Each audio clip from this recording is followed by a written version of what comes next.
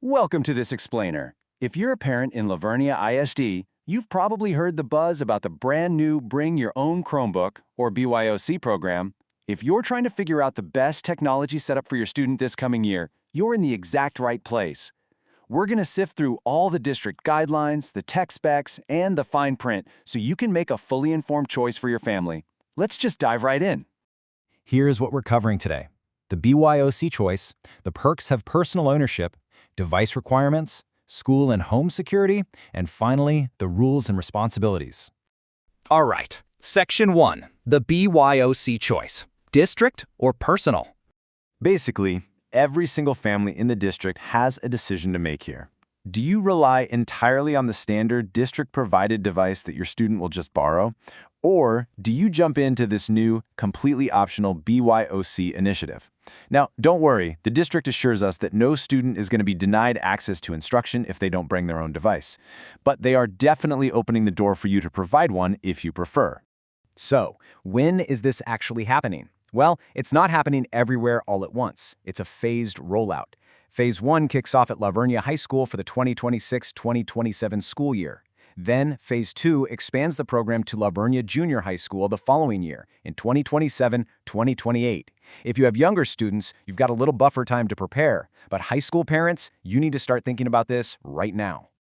Now, I know what you might be thinking. Wait a minute, didn't the state just ban personal electronics? It's a really great question. House Bill 1481 absolutely prohibits personal wireless devices like phones, tablets, and smartwatches on campus. But, and this is a key distinction, it makes a specific exception for devices provided for instructional purposes. So while personal phones are a strict no-go, the district's BYOC policy actively welcomes your personal Chromebooks for classroom learning. They are completely separate categories in the eyes of the school. Moving on to Section 2, perks of personal ownership. Why actually buy your own? Honestly, the real freedom of this program is choice. When you opt for a district-issued device, you pretty much get what you get. But with BYOC, you call the shots on the exact hardware specs. Got a power user who needs way more memory or a crisper display? You can provide that. You can also grab your own extended warranty for a little peace of mind. And, let's be real, the best part for the kids, they get to truly personalize the outside. They can slap on school-appropriate stickers, snap on colorful covers, and that sense of true digital ownership actually encourages students to take way better care of their technology. Which brings us to Section 3, device requirements to meet. What exactly do you need to buy? Okay, here is the absolute most crucial detail. You cannot simply send your kid to school with a MacBook or an expensive Windows gaming laptop. No way. The device literally must be a Chromebook running the latest version of Chrome OS. Now, it can be any brand you want, HP, Dell, Lenovo, Asus, but the operating system itself absolutely must be Chrome OS, so it can seamlessly sync up with the school's digital environment. When it comes to the internals, 4 GB of RAM and 32 GB of storage is your absolute bare minimum to function, but you definitely have options here. You can step up to a medium tier with 8 gigs of RAM, or even go all out with a high-end option rocking 16 gigs of RAM and 128 gigs of storage. Also, make absolutely sure that battery can survive a full school day, because they aren't always going to be sitting right next to a wall outlet. I really want to highlight this specific number, 64. 64 gigabytes is the district's highly recommended sweet spot for storage. Trust me, bumping up to 64 over the minimum 32 ensures your student has plenty of room for all their downloaded instructional materials, offline files, and updates. It prevents those super frustrating storage-full pop-ups right in the middle of a lesson. And look, beyond all the microchips and processors, remember the physical reality of a high school hallway. How heavy is the actual laptop? A massive screen might look awesome on a desk, but think about the overall footprint and weight for a kid who is already lugging around a 40-pound backpack full of textbooks. Oh, and please, do your wallet a huge favor. Buy a heavy-duty protective carrying case. All right, Section 4, security at school and home, keeping students safe. So how is the district keeping these personal devices safe?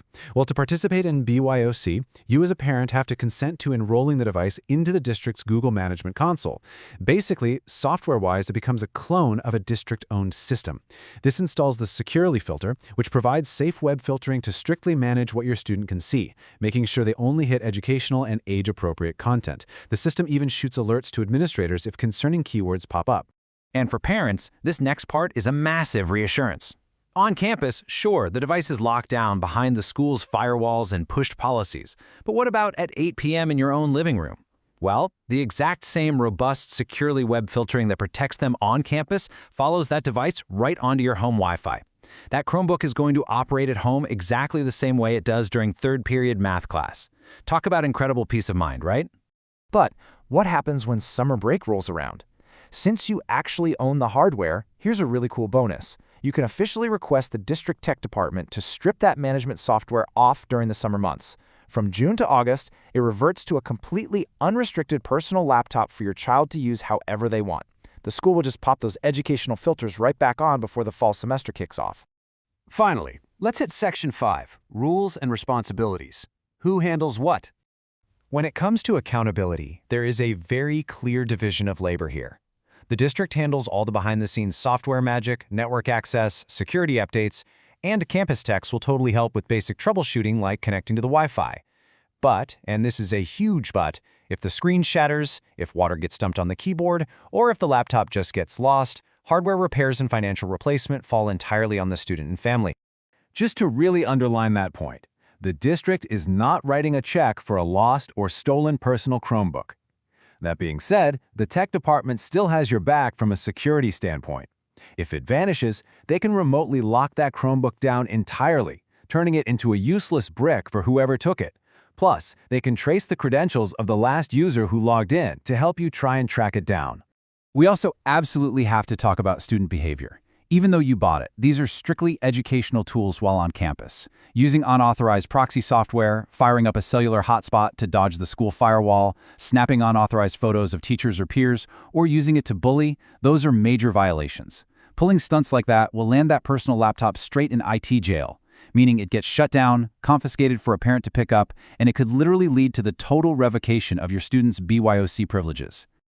So as we wrap up this explainer, it all really comes down to weighing the pros and cons. You've got to balance that awesome freedom of picking your own hardware and letting your kid go wild with stickers against the very real financial responsibility if that laptop takes a tumble. Now that you have the specs, the security details, and the liability facts, you have to ask yourself, is your student truly ready for the digital independence and responsibility of bringing their own device? Thanks for joining me on this explainer, and we will catch you next time.